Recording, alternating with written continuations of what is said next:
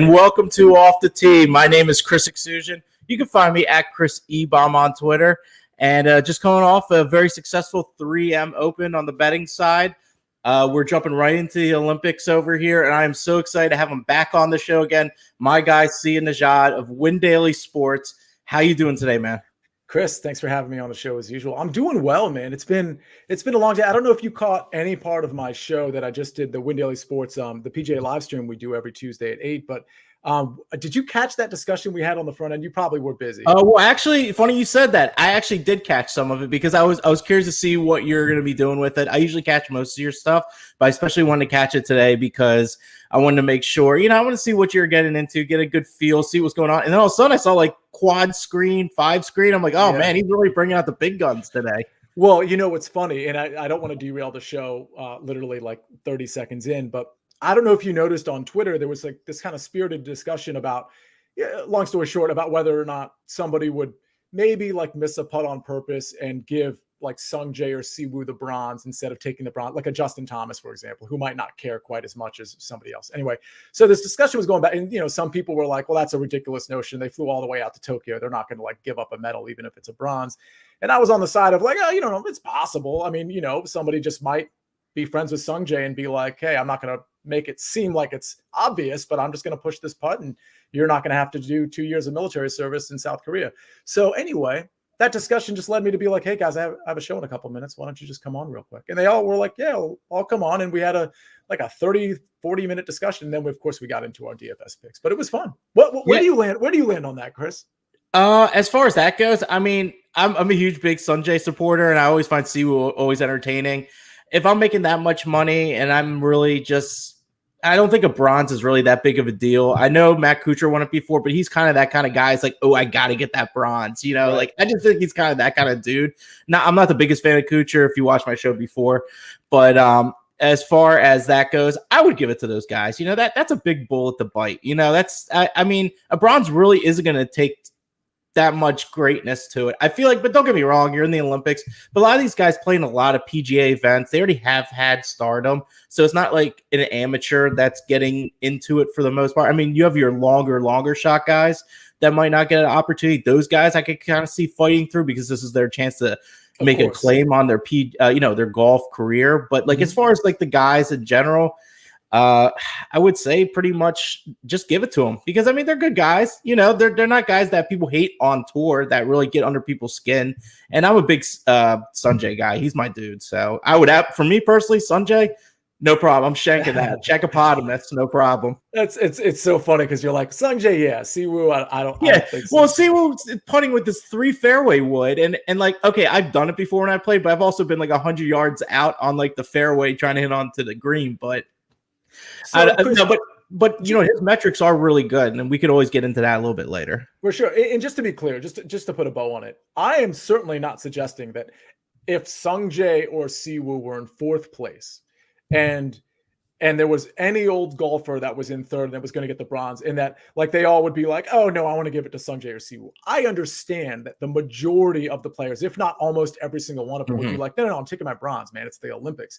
I just think there's a select maybe 2 or 3 golfers that might find themselves in contention, like a Justin Thomas, for example, who has all the accolades and know he's going to tackle many more, that might be like, I don't know, the bronze is kind of cool, but like I could probably push this putt and be sort of like a quiet hero because he wouldn't advertise that he pushed it, a quiet hero to Sung Jae and his family and just go home without a medal. Oh, well, I'm just going to go win a major in the next 6 months and I'll probably feel a little bit better about it. I understand they're all very competitive and all this, but like, I feel like there's at least a couple people at the Olympics that would actually do that.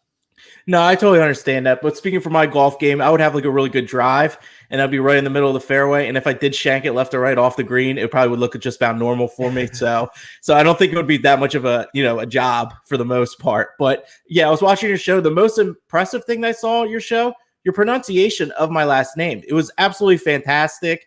Constant professional. I absolutely love it. Well, should I pronounce Kasumi Gaseki now? Should I do that for you? Because I'm you know what? I was gonna take it on for one go around, but you are just so locked in on it. I might have you just lead off on the course. But before we do that, I got to gloat a little bit. It was a good week for me at the 3M Open. I was talking about leader after first rounds. I've also attacked top 20s because of that. Mm-hmm. They have been successful. I had Maverick McNeely plus 330 T20 after first round. That was a nice one there. I was really close with Tom Lewis. He fell apart towards the end. He was a 90-1 shot, and he was even I believe he was 5-1 or 9-1. I believe somewhere in that. I'm going to say 5-1. He probably was 5-1. Yeah.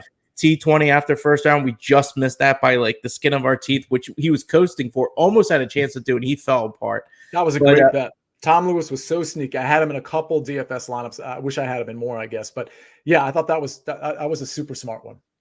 But as far as the other ones go, T40, it was a big Duffner week for me personally. Plus 175, T40. I went 2-0 with the top 30s. Vegas plus 150. I went super conservative with Vegas. I saw plus money on the top 30. I'm like, you know what? I'm going to take it easy. I know a lot of guys really like him, and I understand he's been playing really good golf, especially with the approach game's been really good. Mm-hmm. But overall, I really liked him there. So I was like, you know what, conservative route Vegas. I've been screwed with him before, so let it be. And then Duffner was plus 275 on the top 30. So those as well. And then McNeely plus 225, top 20. He had a contention. He ended up falling apart on Sunday. And then Fowler actually played really well, but I was able to catch McNeely over Fowler. So a good week overall, profitable week, always a good thing. Now I'm getting into uncharted grounds. And you know what? Since you can pronounce the club so well, I want you to just give me a little lead off of what you think's important with this course here. Yeah, so we're here at Kasumi Kaseki. All right, we're good. That's it. You're good. So I got to be honest. So I'm certainly not going to make myself out to be like some expert on this course that basically nobody other than Hideki has seen before. So with that said, I'm definitely going to like try to lean on ball striking. Again, it's one of those courses. It's one of those things where like, if you're really long, that's great. But I don't think it's going to like, you're not getting to the par fives in 2, most likely. I think if you're good with your long irons, that's really going to help you here, especially on some of the par 3s and the par 5s, frankly. But I honestly am probably going to be focused on ball striking. Guys who are just keeping it in the fairway, which shouldn't be too hard to do. Guys that are good with their long irons or just their iron game in general. And the putting. So, my first glance, I was like, okay, these are massive greens. And I'm a little worried about, 3-putt avoidance and things of that nature. I think I'm a little less worried about that because in spite of the fact that they're massive greens, I mean, if you're a good ball striker, you're hopefully putting it on the right, like, quadrant of green, if you will.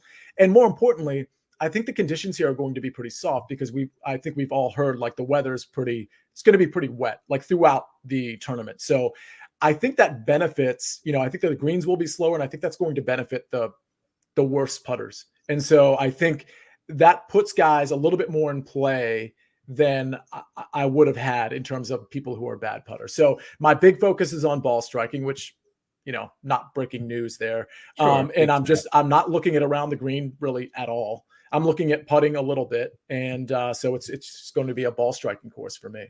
No, so there's like 2 questions I want to bring up about the course. You brought up one I didn't even honestly think about as much, the 3-putt avoidance. So the greens are big, right? I feel like the 3-putt avoidance is really big with the Poana greens for the most part because of all the undulations and the speeds that come along with it and everything. I feel like the bent grass greens, I feel like a lot of golfers have a better feel for those for the most part. I always felt like that they would be able to lag those putts a little bit better to get close to it because I feel like those kind of greens in general, the bent grass ones that they're going to be dealing with aren't that difficult. So I like that you brought that up in general with the 3-putt avoidance, but then you also said, I don't feel like it's that important. So I like where you're at right there. And as far as the fairways go, I know it's very tree lined for the most part. Is it considered pretty narrow on those parts, or is it pretty wide open? I don't think so. I think the fairways are actually pretty wide. Okay. Yeah. So, but if you actually get into the rough, I think it is pretty penal if you do miss the fairway, which is why I just. And it's so easy for me to say because you could literally say it about any tournament, but sure, I want my guy to be in the fairway. Like, yeah, okay, of course, it makes what else you got? So that, and again, because I don't know, like, I don't have enough information about the course. I'm always going to lean on ball striking. But to answer your question, I think, and I might be wrong, Chris, I think from what I understand, these fairways are a little bit wider. And I think that's part of the reason, and because of the soft conditions as well, I think that's part of the reason a lot of people think this is going to be more of a birdie fest than a super challenging course. Yeah, so as far as this course goes, I'm always looking for course comps. One of my guys, you had him on the show today, PJ Tout. I've had him on multiple times. Absolutely love the guy, love his work. He's excellent. Yeah, he's very good. He's very locked in, and he gets some good work in early, which is always good for guys like you and me that want to get one foot ready to roll, get set up and everything. But the ones that I was looking at through his reads for the most part, the concession. So the concession was for this year.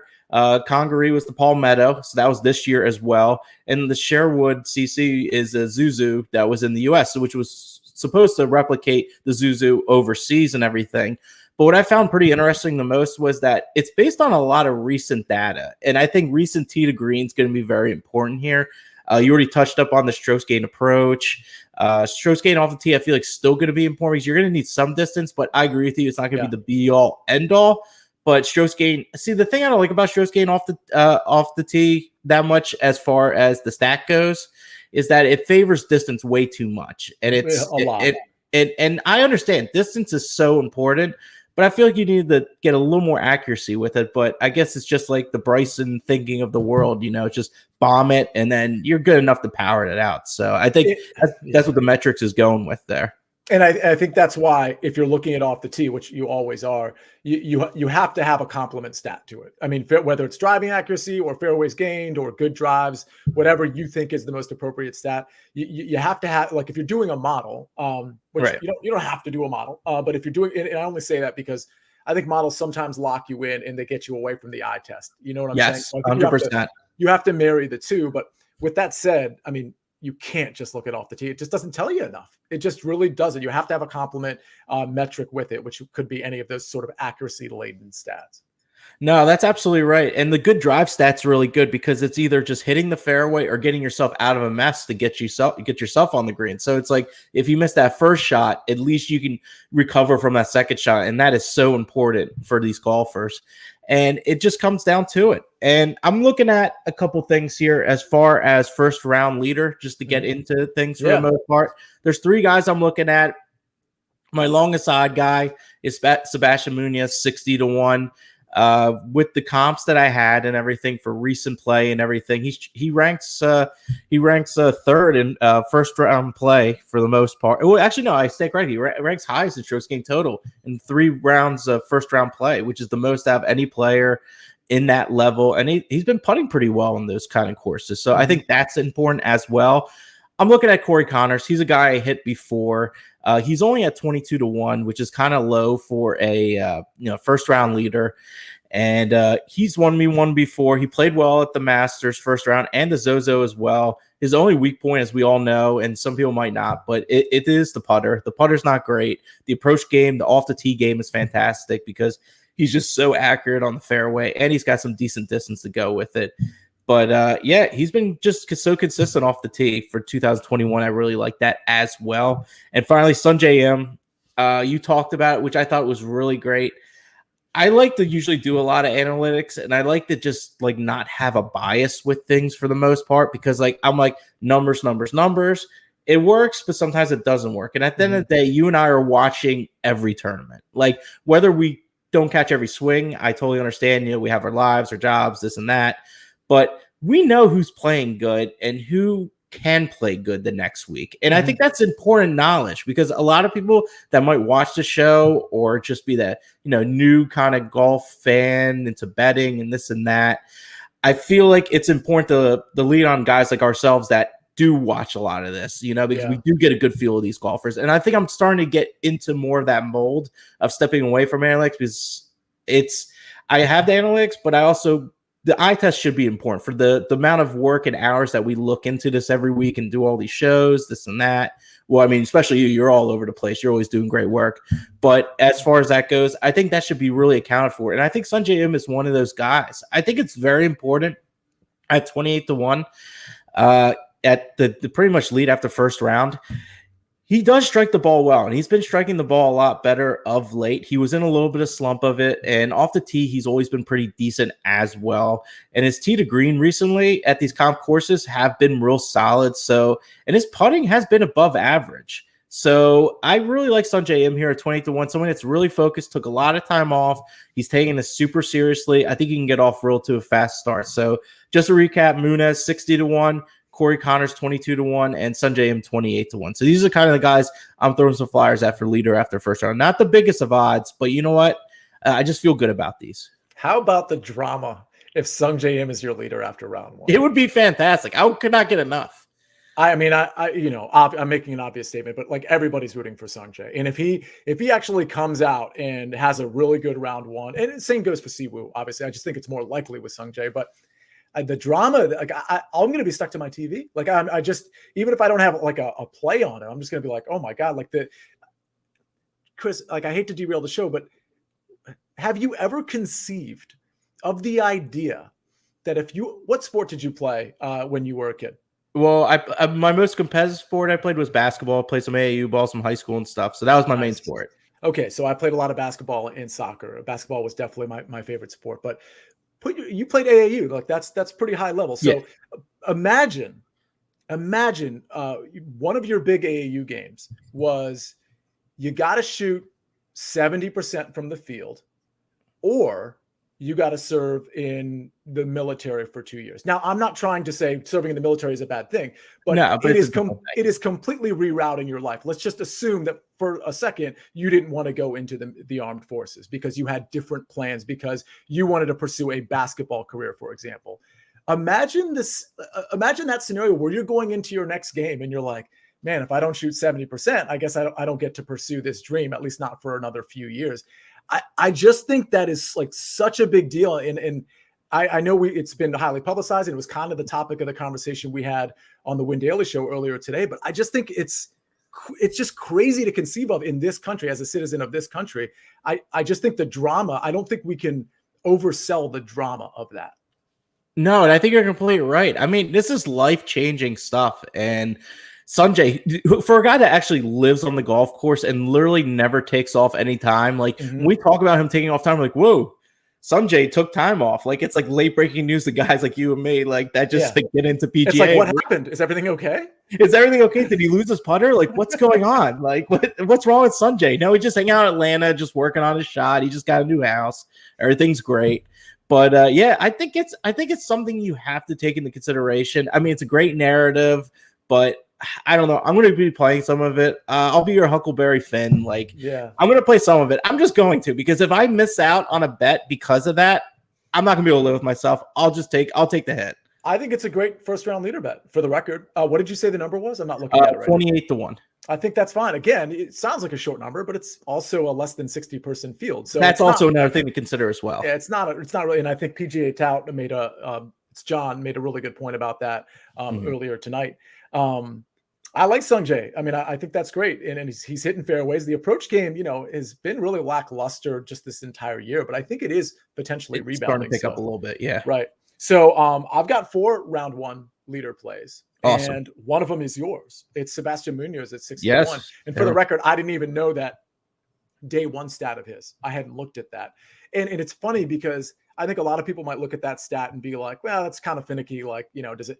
But I can tell you that what I've seen, and I haven't taken a huge sample size, but people who perform well in day 1s, it's like a kind of a consistent thing. I mean, you might see it with like first round leaders, but even people who don't actually finish first in first rounds, like that's a pretty consistent thing. And it's something that I've been paying attention to a little bit lately, because before I was like, well, it just seems like the variance there is just too much. But yeah, I like Munoz in that position at 60-1. I think that's a great number. The 3 other guys I have, Cam Smith, he's no stranger to good first rounds. In fact, I had, who was it? Oh, I had Stuart Sink. This is back in May.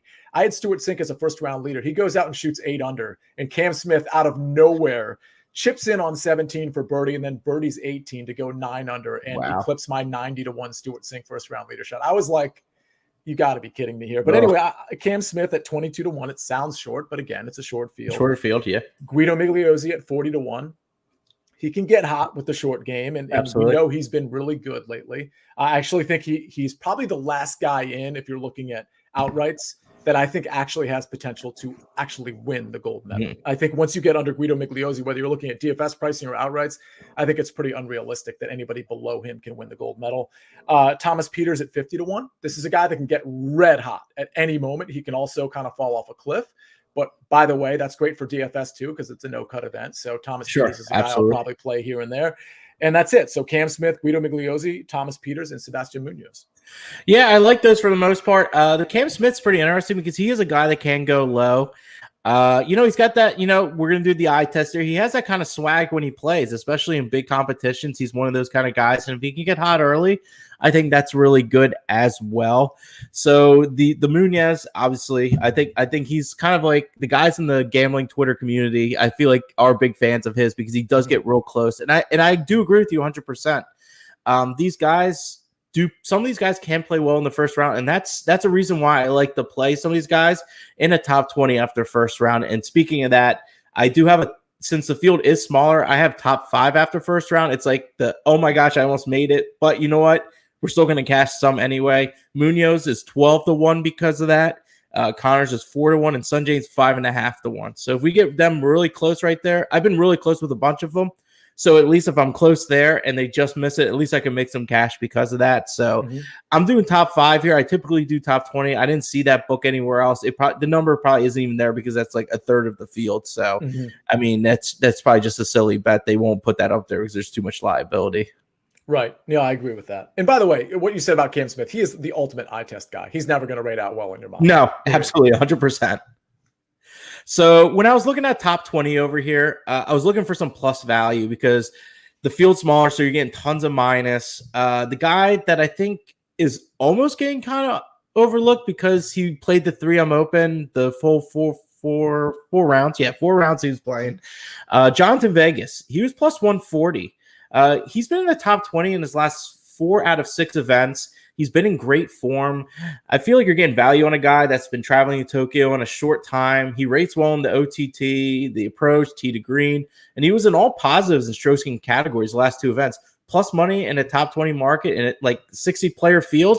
That's amazing value for a guy that's been really locked in. I mean, he's always a guy that's always kind of a longer shot kind of guy, but his game has been trending in the right direction. And you're getting plus money in this kind of field where probably a third of the field is not that good. I'll take Vegas there for plus 140. Yeah, I love the number. I wonder, and I ask this more from a DFS standpoint than maybe that actual bet, because I think that's a smart bet. Do you worry at all about the fact that, the obvious thing, he just played 4 rounds and, they weren't grueling rounds, but it was 4 rounds nonetheless. And then he hops on a plane from Maine to Tokyo, which is an 18-hour flight. And by the way, when he lands in Tokyo, it's 13 hours ahead. So whatever time he lands, it's a half a day later. Right. He's not going to get a chance to see this course because he's probably going to land Wednesday night Tokyo time. And I don't know how big of a deal that is. I truly don't. And he might adjust, 1 round in, if maybe even sooner. But does that, for Mito, Vegas, and Patrick Reed, does that factor in for you at all? I think for Patrick Reed it does because of the multiple travels he's done. He's done the British Open. He came to Minnesota, and now he's going to Tokyo on last minute. I'll get more into him later. I'm not real big on him because of all that. And on top of that, the driving distance and the approach game hasn't been that great with him as well. The putter's always good, and his around the green game, he's one of the best. But like you even said, the around the green game is pretty much irrelevant at this course for the most part. So it's a guy I'm not really liking that much. But as far as Vegas goes, I don't know. I think he's just playing so well, and I don't believe he didn't play the British Open, correct? So he stayed in the States. He stayed in the States, I believe. Yeah. So he was already there. He didn't make the back and forth trip. I think his game's in a good place, and I watched a couple of his interviews after rounds, and he seems like he's really enjoying what he's doing. And I think he can kind of bring that momentum over. He already knew he was going to the Olympics, so I think this is something he was already preparing for. I think that jet lag is something to consider. But that's why I didn't want to play him like a first round kind of guy. I think he just needs to get adjusted today. I think his game's in the right place. So I think Vegas will be okay in that top 20 spot. Gotcha. No, that's good analysis. I totally get that. And honestly, I'd rather play that than play him in DFS, especially because in DFS, I think he's going to be like pretty chalky because he's in the 7K range. Oh, absolutely. Yes. Him and Mito Pereira are going to be the guys that people, and Siwoo maybe, are going to be the guys that people are going to pick off there. So I have a few top 20 guys, but really one of them is just like a hero call. And it's kind of sure. We have a fan favorite. Here, let's see what we got here. It's ridiculous, but let me give you the non-ridiculous ones first. I've mentioned his name already. Guido Migliozzi, you are getting a plus number there. It's plus 100. So I'll take that all day for him as a top 20. And even though I'm not going to play this guy in DFS much because I'm a little worried about the travel thing I just mentioned, Mito Pereira is plus 190. So, I mean, I think you can make the same. I mean, Mito doesn't have the pedigree that Vegas does in terms of experience and how long he's been ball striking. Like Vegas' ball striking has been really good for quite some time now. And now Mito's only played 4 tournaments on the PGA Tour, but he's been good on other tours. And I think plus 190 is just a really good price for him. He is really heating up. His progression is like really obvious when you look at it. He missed the cut first time out. Then he had a pretty good, what was it? He's probably top 40. And then all of a sudden he's got 2, top 5s in a row. And it's like, oh, okay, this guy's kind of maybe the real deal, like kind of getting it. So I think you're almost plus 200 on Mito. The hero call is Rafael Campos. He's plus 700. Campos is one of those guys. He's actually done well on a lot of these alternate PGA Tour events. Nice. Puerto Rico Open, Corrales. I'm trying to think of anyway. So those 2 at the Barbasol, he was top 20. Again, these are fields that are very watered down, but honestly, in this field, once you get past the top 20, it's not like a murderer's row after that. So it's plus 700. It's a total hero call, but I mean, if you wanted to put $10 on plus 700, like it's not going to kill you if it doesn't come in. No, and you know what? It's a small risk, big reward as far as the top 20 goes, which I really like, which was really honestly hard for me to find. It was. Mito was one of those guys I was looking at. The jump on that, but would you say it was plus 1 and change because Guido was even plus 190. So he was plus 190. He almost made my cut. I was almost going to put him in, but I decided to go to the Vegas because it's just the recent form. But you know what? Mito's form's been fantastic. Mm-hmm. I mean, 6th at the 3M Open, 5th at the Barbasol, 34th at the John Deere. But you know what? Positives across the board. The one tournament, the John Deere, he was in a negative around the green, and the putter was negative then too. So that kind of been like an iffy situation. Besides that, he's been absolutely fantastic. So I really like that Mito play, and Guido's was a good one as well. I just want to give a little more juicier one than Guido because it was even money. But you know what? I think that those were the 2 other guys I was really looking at. So I feel pretty good where I'm at, especially when you're talking about as well. So those are guys I'm looking at there. But for top 10, I got 2 guys. Corey Connors, 2-1. I love his off the tee and his approach game here. No cut event. I feel like he can get hot, especially the first round. I'm really banking on him to be good on the first round. Mm-hmm. I think that'll really help him to keep him in contention. And I think he could possibly be hot 2 rounds. The guy is striking the ball unbelievably, and I think he'll keep him in contention. Like the thing with like Spieth and, Ostasian, like I had him for both top 10. I didn't pick him to win. I feel like I've been recently having a really good gauge on this top 10, like guys that are close, but not to get there. And I think Corey Connors is that guy. So I like him 2-1. And I like Joaquin Niemann plus 230. The putter's been really good in the 5 out of the last 6 events. Have been really solid. His off the tee approach game's been good. And I think this is another guy that can forgive and forget, if he's in that contention for the last round, I'm not sure how he is, but I think he can sneak his way into that and then get into that groove. And then Sunday comes, we'll see if he can hang around. But those are the kind of guys I'm looking at. Connors 2-1, Niemann plus 230. Guys, you can get a little more double the 2-1 on your money. And those are the guys I'm looking at. Cool. Yeah, I have this. It's so tough when you only have like less than 60 guys in the field to get like the number that you want. So I'm going to give maybe just 2 out. One is an extreme long shot. But first of all, I like Corey Connors at plus 200. That certainly makes sense the way he's striking the ball. I don't want to give Guido again. Mackenzie Hughes plus 350 is interesting. I think that's intriguing. He can certainly get hot. I mean, Rory at plus 100, getting a plus price on Rory is interesting. I think that's a good way to hedge yourself. Like, for example, if you are playing a lot of DFS and you're like, I'm fading Rory. But one way to hedge that is, this is how I like to do it. Like a couple of weeks ago, I'm trying to remember the tournament. I'm like, I'm forgetting it right now, but the tournament Lucas Glover won. I didn't play him in DFS. Was it the Barbasol? I didn't play him in DFS at all because the metrics just didn't speak to me. It goes to the eye test, right? But I was like, Lucas Glover's to me, he was like tailor-made to win at this course. So I put an outright on him and I talked myself out of him in DFS because the metrics just didn't speak to me. So of course in DFS, I had an okay week, but I didn't have Glover in any of my lineups. And then I had the outright on him. So I think I'm going to treat Rory kind of, and maybe Justin Thomas the same way, where I just don't want to invest in them in DFS, but I'm happy to take maybe a top 10, like JT's minus 110, for example, or Rory at plus 100 as a top 10. Of course, these guys can finish in the top 10. Sure, absolutely. I line, expect it. The reason I'm not taking them in DFS is because I happen to like Colin better. I happen to like Xander better, maybe even a Hovland, guys like that. But the guys I like in the top 10, the guy I just mentioned, of course, I'll give you one more. I do like Henrik Norlander plus 700. Again, it's one of those like wow numbers where it's like, all right, it's worth big like boom. super small play. If you want to talk units, we're talking like a 0.25 unit play or something. But Norlander's been really good lately. He's made 5 cuts in a row. And before that, he was just completely miserable. So it looks like he's found something. I think he should be fine on this course. So at plus 700 top 10, I'm willing to speculate there. No, absolutely. It's tough because it's such a small field with that low of a number and everything. So you're just pretty much picking and choosing. Like with the top 10, I feel like you can almost take a minus number for a guy like a JT because you're never going to be out of it because he could just rip off like 8 birdies and you're just like, oh, look at him, he's already in contention. And I think that's important. To be honest, that's how I think you should bet Justin Thomas this tournament. I think he's a good course fit, but I don't know that he's found the game completely. I think he's going to be fully motivated to win at the Olympics, which people are going to just roll their eyes. Like, what does fully motivated mean? I mean, more motivated than some of the people in this tournament. So that's what I mean. At minus 110 to finish top 10, I don't want to say it's a lock, but that's my favorite top 10. I think JT is the type of guy that can have 2 or 3 really good days and maybe one bad one and finish 6th very easily.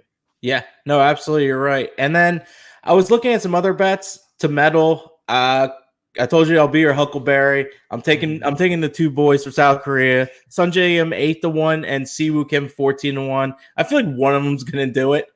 Sure. I think they have a good shot of it. If one of them does it, we're making money, and we're actually making decent money with it. Siwoo's biggest downfall has been the putter. I hope he brings more than one putter, so he doesn't have to use that 3 fairway wood. I think that would be really nice because it's not a great look, and I couldn't believe when he did that. Besides that, he's been great off the tee, approach tee to green.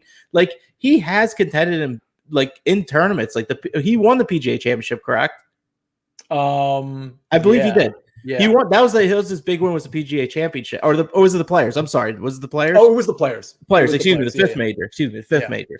So so he won the Players. So I mean, he can play, and this is not as big as a field. I mean, I can't wait for this tournament. I can't wait for primetime golf.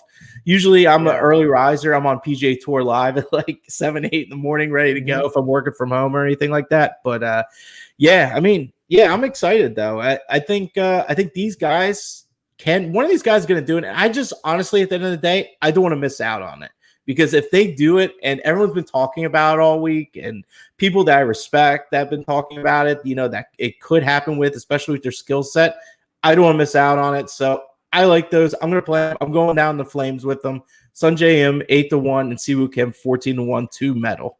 Yeah. And I understand to most gamblers, gambling's a business, but you also want to have a little bit of fun with it, and you want to be 100%. Totally. And so while I don't think you should put all your money on guys you want to root for because that's really stupid, I think you can put 100%. A little bit of money on guys you want to root for because it's going to enhance the experience. And by the way, I think Sungjae to medal is actually kind of a decent bet. All right, nice. I like that. At least I got the good to go from Sia Nejad, so I'm always happy about that. Finally, to win, I was looking at everything. Trying to break this down so much, and it being a no cut event and all these things. I had a couple guys. I had Morikawa. I had some other guys because I really do like Morikawa because he's just so good. He's my favorite. Honestly, he's my favorite golfer on tour. The guy is so good with his irons, and it's just like he just has that killer mentality. But I'm taking JT 11-1. I just feel like if anyone could come back from any kind of sort of deficit at a course where I think you can get at it, especially he has the distance off the tee. It's going to play a little softer, the course. He can get after it. So I really like JT 11-1. I was going to sprinkle some other guys, but I was like, screw it. I'm just going JT, and that's it. So here's the thing about Colin. From what I recall, and I looked at this maybe 3 or 4 weeks ago, Colin Morikawa isn't great day ones. Remember we talked about this earlier in the show. Yes, correct. Yeah, no, I definitely remember that. Yep. So there is and again, that doesn't always hold true. He might have a great day one, but predominantly he's not very good day one, especially against other elite golfers. So you should never be taking Colin Morikawa at this event at plus 650. Wait for a mediocre day one. Hopefully that happens. Yes. And not only are you waiting for that, but what you're really waiting for is for somebody like Xander or Justin or Victor or Rory or Hideki or one of these big ticket guys to have a really good day one. Yeah. Because guess what? Not only is Colin Morikawa like, let's say 3 shots back or 4 shots back, but he's 3 or 4 shots back, and there's like 2 or 3 other people for him to pass, including your JTs and some of these big ticket guys. So all of a sudden, plus 650 becomes plus 1400, or maybe it becomes, if he has a really bad day, plus 1600. And that'd be fantastic. And he's got 3 more days to make it up. He's not going to miss a cut, and he's probably the most elite guy in this field, or at least arguably top 3. So those guys, Xander, I get it, plus 1100. You should not be betting Colin or Xander at plus 650 or plus 800. I know it's a short field. I just don't get it. JT, I kind of get, because now you're getting into a little bit bigger numbers. But yeah, I like the JT play. For me, JT is more of a top 10 guy. I think that is really doable, and I love the number on it at minus 110. If I had to pick odds that I like to win, it's really tough. Like I literally went. It's a hard field. I'm not going to lie. And I was like, man, after Cam Smith, I really don't like any of these guys. I think Guido at 55-1 makes sense. I think that's a really big number for what I think is an emerging golfer. Corey Connors at 28-1, that doesn't really speak to me. Cameron Smith at 22-1. I would probably just take a couple long shots in Guido and maybe like a Mackenzie Hughes, and then make sure that I make the proper live bet Thursday morning or whatever it is after round 1, because I think you're going to find that a guy like Colin or Xander or I don't know, I'm trying to think down the list, that Colin in particular, I'm going to be betting after day 1. I'm almost positive. And I don't think it's going to be right there with you. It's not going to be plus 650 or shorter. So I'm confident in that. No, it's funny you said that. I just feel like, in my personal opinion, I think JT is going to be in contention most of the time. So I don't think you're going to get a better number than 11-1 with him. I think double digits for this kind of field is as good as you're going to get for him, even if it's a low 10 double digit one. But my boy Adam Shecky says, "What's up, guys? Nothing. Just talking some betting. Soon to be talking DFS. Appreciate you checking in. Always listening. I appreciate that. But yeah, I mean JT at that 11-1, and I couldn't agree with you more. Colin Morikawa is the ultimate live bet. Second round, you're just hoping he just shits the bed like a little bit day 1, just enough for you to get into like the 15-16 one, because he can rip off like a -8, and you're like, whoa, there he goes again. Like he's had to figure out the course for a day because he's just that amazing. So yeah, and you don't even need him to be that bad. You just need somebody like Justin Thomas to be really good and just to scorch the field. And no matter what, he's not going to be plus 650. It's just not going to happen. He's going to be like, plus 1,000 or something. That's way better. You're almost getting double the odds there. No, absolutely. And I mean, that's just the only way to play him at the end of the day. So I totally agree with that. I actually have a couple bonus plays that I was looking at as well. I kind of went outside the box a little bit. A couple matchup plays for a 3-ball round 1 play. So I'm big on Corey Connors for round 1. So I actually got him with plus money against 2 other guys. So I like Corey Connors plus 185 over Hideki Matsuyama and Leishman. Leishman, I don't think will be in the running for the first round in general, just based on his style of play. And Matsuyama, I'm just not too sure if he's going to start off hot. I was lucky enough to bank on him for a first-round leader at one point, but he also had to hit like a 30-foot putt, which he never does, for me to make that happen. So I just think Corey Connors is a first-round machine. He just is always there for it. And for me to get plus money over 2 guys, I think almost 2-1. I really like that as well. How do you feel about that? I like it. I haven't really decided on how well I think Hideki's going to do here. So I don't know. I don't know that I would take that. But I do agree that it's a good 3-ball to have, because I think Leishman is the odd man out there. So to me, I don't want to say Leishman has no chance there, but it's a Corey Connors versus Hideki bet, and you're making better odds because you have 100% in there. So I was also looking at Paul Casey. He was a guy I felt like could do really well. There were matchups against him against Patrick Reed where he was like minus 120, minus 130. I feel like that was too much juice, even for a guy that I'm really kind of fading for the most part. So I decided to throw Abraham Answer in there as well. And now I'm getting plus 168 with him. I was trying to, his betting odds aren't that good for Casey, his top 10s, everything else. I just don't feel like they're worth betting, because I just feel like that there's too much risk for the reward. So I really like him here going against Reed, who I really want to fade for the first round, just coming in pretty much cold. Mm-hmm. And then Answer, if the course is going to be playing pretty soft, he's not going to be driving the ball as well. He doesn't really drive the ball real well. I know he's been in good form, but I don't know. Answer hasn't been really a good guy for me at the end of the day. So I'm kind of fading him as well. I think Paul Casey at the end of the day will score better than Answer in the entire tournament. This is what that bet's for. Casey's been locked in. His off the tee game's been fantastic. Approach, tee to green, strokes gained total. He's having an amazing run of golf. And I feel like he can finish better than both of these guys for the entire tournament. So for plus 168, I really like him here. Yeah, I agree with that. I definitely like Casey better than Answer this week. So I think that's a good bet. And by the way, you mentioned Patrick Reed. They've got Hovland. DraftKings has Hovland minus 125 against Reed as a I saw that, matchup. yes. So that's my favorite one there. That's probably the only matchup I was going to touch. I saw Xander versus Justin Thomas. I was leaning Xander there, but I don't think I want to touch it now that I really think about it. So I think Hovland versus Reed is I don't want to say it's a gift, but I don't think that should be minus 125. I think it should be like minus 140. Yeah, I mean, Hovland's had some good comp history, and then he's been playing pretty good overseas as well. He won that tournament at the European Tour. So, and I'm a big Hovland fan. He just hasn't really panned out for me as much as I would like to. Well, but he hasn't been quite as good as people think he has, to your point. Yes. He's not like the takedown machine or anything. So I get the sentiment there, what you're saying. Mm-hmm. Absolutely. So I want to get into DFS. So I always talk about DFS. I'm really even more intrigued about it more than ever. I usually do all my show pretty much based on sports betting. And I feel like that's been kind of like my wheelhouse for the most part. But I really want to get better at DFS. That's like my number one goal.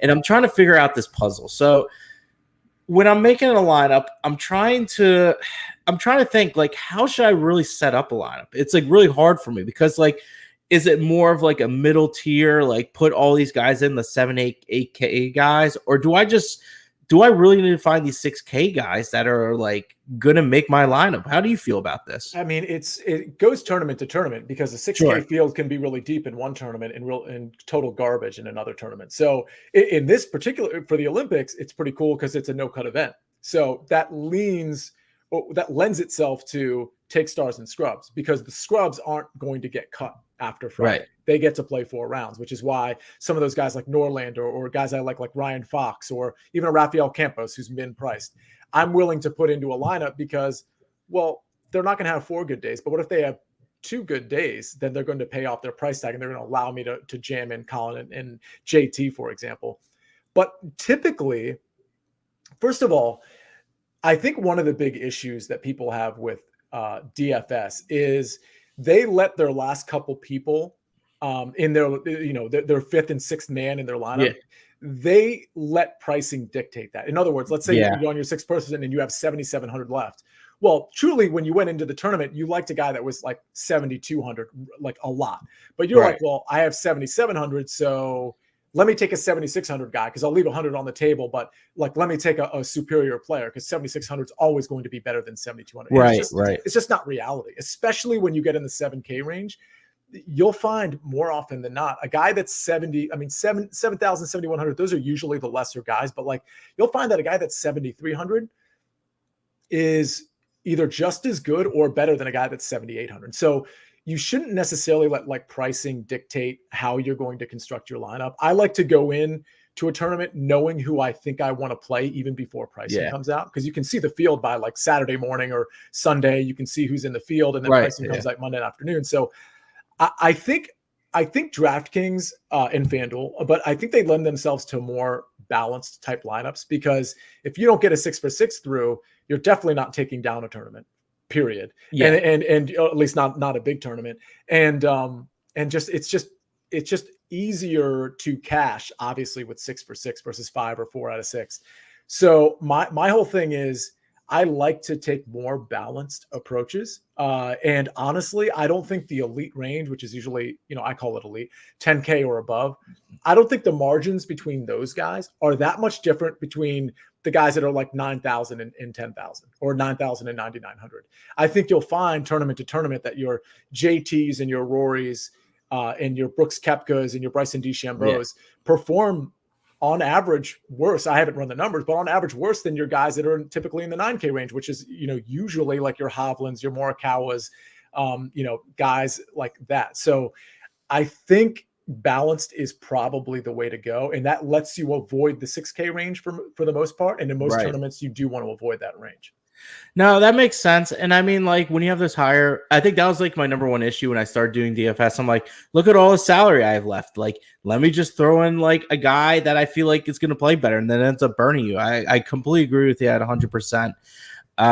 As far as that goes, I find that interesting that you kind of feel like in that middle of the tier road, if you attack that the right way and with all the variabilities and everything, you can end up doing pretty decent. Because I was always thinking, like, for this kind of tournament, do I really need to hit on these 6K guys that are going to be like 1-2% owned? And I'm like, if you do that, I mean, like, maybe you will win more. I'm still trying to figure out the puzzle to this, of course. And another question I had for you as far as the DFS games go, we all get into these lineups, like the lower end ones, the big end ones, things like that. In your opinion, so there's buy-ins I've seen for like $200-300 some dollars that have like so many people in it, not a whole lot more. Then you have like your dollar ones that have like the 20-30K people, things of that nature. Do you feel like those bigger buy-in ones are a lot easier to cash in or possibly even win over these smaller ones? No, not really. Because I think the ones that are like the $200 SEs and the $100 SEs single entry, which I play those pretty much every week. I don't play all of them. That's why I would ask you. Yeah, I play like one or two of them.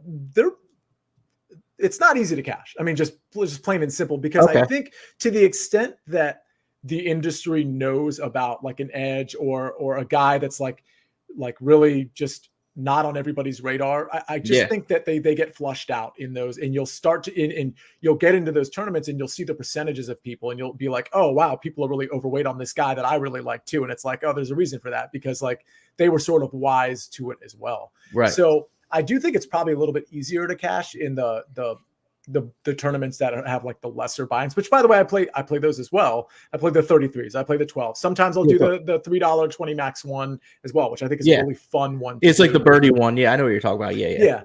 Cause you can kind of experiment. You can like, if you want to just, whatever. So no, I mean, the short answer to your question is I think it's easier to cash in the lower entry fee ones.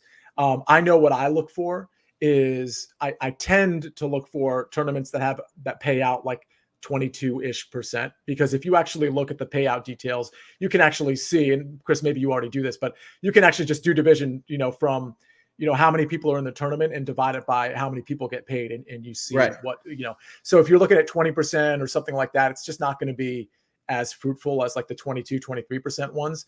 But I generally look for the single entry and the 3 max ones, like the PME, for example, is a good one where there's no rake, but there's some good 3 max ones otherwise. And, those are the ones I play. It's frustrating though, because if you're not max entering these tournaments, like some of these guys are doing 150 in some of these bigger tournaments. And it's like, if you're only playing, 5 or 10 single entry lineups, you might have some variation in the lineups. But if one of your main guys goes out, I had Hank Lebioda on 100% of my lineups last week, which for the record, I don't ever do that. It just so happens I did it last week. But, one thing goes wrong and, here you are like kind of holding the bag and you're not going to have a good weekend. No, I mean, I understand that. I mean, it's kind of tough. So when you're looking at like the payout percentages and everything like that, if it's above 20%, you feel like it's a good tournament to get yourself into? Yes. I think most of the tournaments, most of the single entries are in that 22% range. And that's where you want to be. There's a lot of tournaments that will be like 20% because they want a higher payout to like first and second and third place. They want to be able to flash that big 10K number or 20K or 50K. And they're taking that money away from the other like 2% that would get paid out. And you might not think that's a big deal, the other 2%, but if you're in a tournament of 500 people, let's say, like that 2% is significant. I mean, it's and you might be on the edge of cashing, and you would have cashed in the 22% one, and you didn't in the 20% one. So that's definitely something, because at the end of the day, you're trying to build your bankroll. Yes, correct.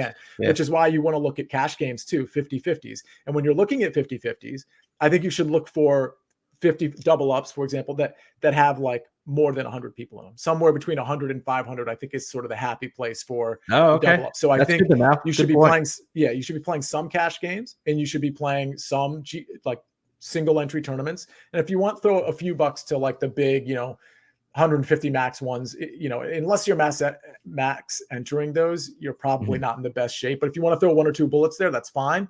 But the majority of your money should be in single entries and in double ups. No, it's good to know that throwing those double entries, at least as if it's over 100 people, then I think that's really good to look at. Mm-hmm. But, without further ado, let's keep it rolling here. I wanted to look at some of the, the DFS guys for the most part. Just going to go, to each little category for the most part. As far as it goes for the top tier from 10K and up, give me one guy you like and one guy you want to fade. Yeah, so Colin Morikawa, I really like. I know he's the highest priced golfer, but I just rightfully so. Right, exactly. I mean, so approach, he's number one last 24 rounds.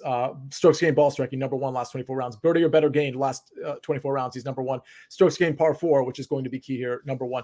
So I mean, he's just that good. And I think his issue is sometimes with the putter. I think it's going to be a little minimized with the soft conditions on these greens. I think that, I don't know it, but that's what I think. So a guy I'm going to fade, it's probably, it's definitely going to be Patrick Reed. Yeah, and that makes sense. The form isn't good and the travel hasn't been good. So that's just an easy one for me. Yeah, I just gave you a nice little layup there. So we'll keep it moving over here for the most part.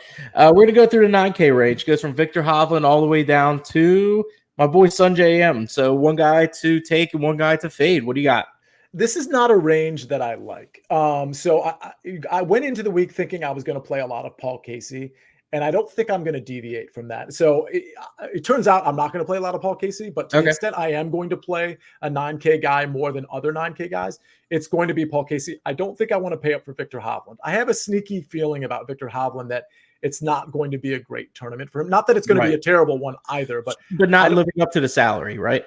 That's exactly what I was going to say. So yeah, so give me Casey. I'm not super excited about it, but I'm going to say I'm going to fade Hovland. And again, that's a soft fade. It's not like he's going to do bad. I just don't think he's paying off that price tag. I would rather pay up all the way up to, a Xander or a Colin. I know that's a big price gap, but I'm willing to do it. But you know what the funny thing about Hovland is? He was kind of a darling for a long time, and then he kind of fell off a little bit. So I'm going to be kind of curious what his ownership's going to be at the end of the day, because I think he can do well here, but is it going to be highly owned? I mean, if he's going to be not highly owned, I think maybe would you consider even playing him a little bit more? I know you're going to not fade him completely, but... He's going to be highly owned. That's how I see it. Oh, okay. It's just one of those things. I just, because he's under 10K and because he's Victor Hovland, I think he's just going to be in that 9K range. I just think he's going to be really popular. All right. That's totally understandable. But we're going to get into the 8K now. It's going to go from Cam Smith all the way down to a guy you talked about before, Mackenzie Hughes. So what do you got for a fade and a follow? So I'm trying to see my 8K range here. This is a range I actually kind of like. I mean, I agree with you about Corey Connors. Cam Smith is interesting because I think he passes the eye test, but no other test. A guy that I like is Guido Migliozzi, like I said before. So he's definitely my guy from a value standpoint. To the extent I like my model, he rates out really high. He's top 10 in it. A guy and I also like Thomas Pieters, by the way, in a 4-day no-cut event in DFS. I think Pieters absolutely can score you some points, and I think that's really important, obviously. So those are the two guys I like. A guy I'm going to fade, that's interesting. I mean, there's a couple easy ones here. We talked about Leishman, not a big fan. Tommy Fleetwood hasn't been in really good form, so it would probably be one of those two guys. No, totally understandable. I kind of have a soft side for Bezadenhout a little bit because he always plays pretty well in like pretty high stakes kind of events. So I kind of like him there, but I definitely like where you're going there. Moving down towards the 7K range, we're at Carlos Ortiz at the top, and we're going all the way down to the Schwab over there, or Juan and the Jazz man, if you will, the Jazz man. I'm not going to butcher his name. I should be a lot better with the pronunciation of his last name, but life gets at you sometimes. So that's what happens. First of all, nobody knows how to pronounce that name. So there's no heat on you for that one. Another range I really don't like. So I'm really concentrating on pivots here because I think Mito and Jonathan Vegas are good plays. The travel concerns me, and they're going to be really chalky. So for DFS purposes, yes, I'm going to play both of them here and there, but I'm really interested in who the pivot is. So I'm not fading them, but they're not going to be my primary guys. So I think I'm going to go Sebastian Munoz. I'm just going to go for it. I got a 4 days of Sebastian Munoz. And I think that's my guy in this range. As far as a fade, I mean, obviously there's some layups, but I'm not going to go the layup route. I hate to say this, man. I think my fade is Siwoo Kim. Oh, boy. Sorry. I hate to be that guy. Debbie Downer over here. Yeah. You know, it's so funny you said that. I was just looking. I saw little notes and stuff on DraftKings and stuff. I have Siwoo right on my screen right here as you brought that up. It says Kim back is listed in the field for the Olympic competition. So I don't know if he has a back issue he's fighting. So he withdrew from the last tournament he was in. I can't remember what it was right now, but he withdrew from a tournament because of a back issue. Because I remember there were people like, well, I hope he's okay for the Olympics. And so I'm sure it wasn't really a big deal ultimately.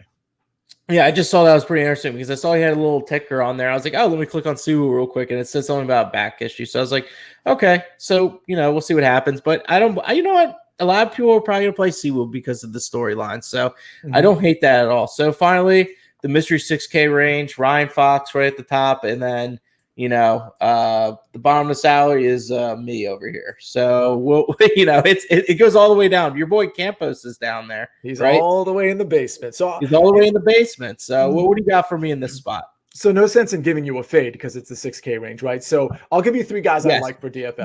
That's even better. You're already on top of things. See, that's what I love about you. So we got Ryan Fox. I do like. I think he has potential. He's shown some potential in a lot of tournaments, both on the European Tour and the PGA Tour earlier this year. Henrik Norlander's made 5 cuts in a row. We might have talked about him earlier. I think he's really just coming into good form, kind of like the Henrik Norlander we thought he was last year, right after COVID, where he was actually playing pretty well. I like those 2. And then I'm just going to give you Rafael Campos. Again, a guy who's won at he almost won at Corrales, almost won at the Puerto Rico Open. He tends to go low even when he misses a cut. He has one bad day and one really good day. He was 20th at the Barbasol. He was 34th at the Valero Texas Open, and he's min priced. Give me that all day. No, I totally understand. Ryan Fox, he just kills the ball off the tee, but he can't hit the fairway. So, it's a little risk reward, a little rolling the dice, if you will. So we'll see what happens with him there. But you know what? I've been doing a thing with the whole gambling Twitter. I hit you up about it. It's a little social experiment I'm running. I've been hitting people up about it because you know what? I'm playing these small events, trying to build the bankroll for the community, see if I can get real crazy and move it up. Let's make a lineup. Let's do it. So I'm getting into a 20-person, 20 max entry. That's pretty much what I'm getting into. So you have an idea of what kind of tournament I'm getting into. So 20 max entry. I'm gonna let you take the first pick. So let's do it here. Hey, Chris, let's make this fun. Yeah, we got to make it fun. We have to, or you're not going to catch. Our first guy is Rafael Campos. Fantastic. I'm good. That's great, Campos. We're going to make this really crazy. So then we're at 8,800 average. I love it. He's a very low end, salary guy. I can really dig that. You know what? I'm going to go a little low here too. You know what? Let's go a little Norlander for 6,800. Why not? Absolutely love it. So we got 6,800. So now the average, we're at 9,300. We have so much room here, Sia. I know you're going to be able to contain yourself right here. Well, Chris, I'm going to ruin the average because we're going Colin Morikawa. Beautiful. This is the best spot to do it for him right here. Mm-hmm. So we got Colin Morikawa, top of the board. No problem. We're at now $8,666. I'm going to look here. I'm in a very, spot where I need to make a move. And I believe you talked about him before. We talked about Guido, right? We did. I think we're going to go with Guido here. Let's go for 8,400. You like him over Higo, correct? I do. Yeah. Yeah. So we're going to go Guido. I like Guido. I always get those guys kind of thrown off with the G's and everything for the most part, but I'm going to go Guido there. That puts us at 8,800. So where are we going here? We're going to a place where I'm leaving you 9,500 because I am selecting Thomas Pieters. Beautiful. So we're going Pieters at 8,100, and you are leaving me with 9,500. So you're putting me in a spot here. I'm not going to take Paul Casey with the full amount because as far as I've been doing with the DFS lineups, I don't think I've put in the whole entire lineup with the full amount because I don't think it really pays off at the end of the day. Right. Oh, you know what? I think we're going to leave a lot off here. I think we're going to go with somebody I don't think to be owned as much, not with much of a story narrative. Give me Cam Smith. I love it. Cam Smith, we're leaving 600 on the board. So we got Campos, Norlander, Morikawa, Guido, Pieters, and Cam Smith. I was going to take Sanjay, but I had to put my love away for Sanjay. So we're going to do that there, leaving 600 off the table. I absolutely love it. I think this is a great lineup. I think it's a great lineup. And for the record, if people want to come off of Campos or Norlander, we left a few dollars for you to, toy around with. I think it's a great lineup. Yeah, I think it's fun. That's what about DFS is having fun. This is the a big break or break lineup kind of thing. We're trying to see if we can get lucky with some of these lineups. And I like the low end Campos. I haven't had one of those with him in there, so I absolutely love that start off right off the bat. So, Sia, thank you so much. I know you're a busy guy. You're always doing a lot of good stuff for the DFS community and sports betting and everything else. I appreciate you coming on once again for me. And on top of that, I'm going to be bringing my Tackle the Board football show. I had it last year on YouTube. I'm bringing it to Heat Ratio with my co-host Russ Reese. We do a lot with the sports betting world as far as NFL and college goes. We had a real good run. Speaking for myself, I had 62% winners on the college run for the most part. So we're going to keep that rolling as well. Excellent. Yeah, excellent. It was a really good run, especially including bowl games. So that was a good run as well. So we're gonna I would put those picks out on Twitter for college. Now we're gonna talk about them a little bit. So we're gonna hit up on the main games and pretty much my ESPN 5 games that I love so much with the camcorder guy. Those are the games I attack constantly. Mm-hmm. But overall, we're going to bring that show. We're going to have the sports betting, and we're going to have some DFS as well. Hopefully, we can have you on sometime for some DFS stuff because I know you're a big guy with the NFL DFS side.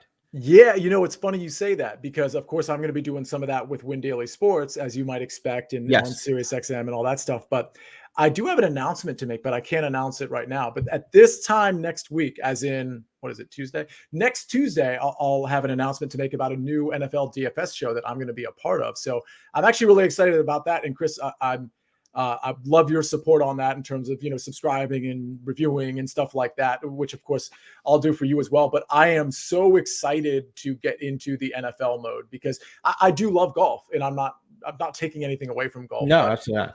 And the cool thing about golf is it's all year. So, but NFL is not all year, which makes me crave it even more when it comes around. So I'm so happy that you're doing this college football show because I think it's a great idea.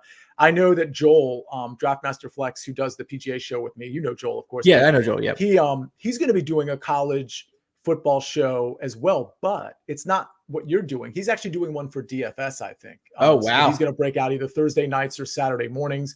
And he's he actually kills DFS college football. And I think there's a lot of crossover there with what you're doing. Actually, I know there is. So I'm excited for you because there's not enough people in the college space in terms of like this Twitter sphere. So I'm happy you're doing that. I'll be watching 100%. Oh, fantastic. I appreciate it. Yeah, it'll be NFL and college. So we're going to be doing both. My show last year was mostly college, covering NFL, but I really wanted to bring in the college field because I love taking the questions and everything else that goes along with it. Because I kind of have a mad scientist feel when it comes to handicapping college football. So a little format I've been running with since like high school. So it's been about 1,000 years. So we've been running well with it. But thank you again, Sia. Awesome as always having you on. Be sure to follow Sia Nejad at Sia Nejad on Twitter. Win Daily Sports. He's got big things coming up next week. I cannot wait to hear about it. And rightfully so, he's getting the recognition he deserves. And thank you again, Sia. We will have to have you on for something else at some point again. I think 100%. You might be coming on for my football show with some DFS down the road. I would absolutely love to. I'm counting on it. All right. Thanks again, guys. And remember, let's go make that money.